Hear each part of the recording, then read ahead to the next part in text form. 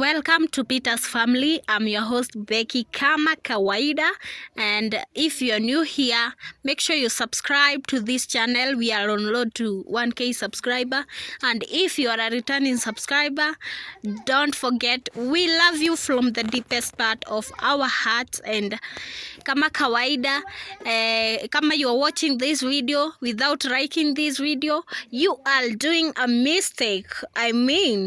You are doing a mistake, a big mistake indeed. So make sure you subscribe here.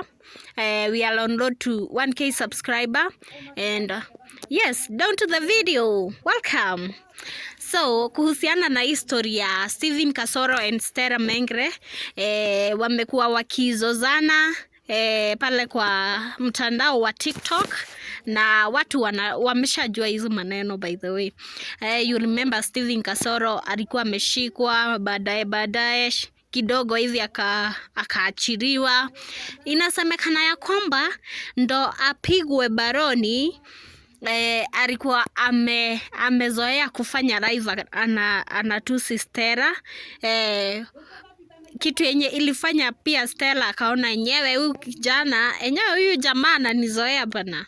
So aka take step, akaweza kumripoti kidogo, akapelekana kotini na Kasoro akaweza kufungiwa, and so kidogo akalipa the bail, akaweza kutoka. And now it seems like Kasoro ameweza kujua makosa yake ambayo aliweza kufanya, kutusi huyu mwanamke pale, and akaweza kufika pale kanisani kwao Ukambani, na akaweza kutoa dhabihu pale. Akasema he need to apologize to this lady by the name Stella.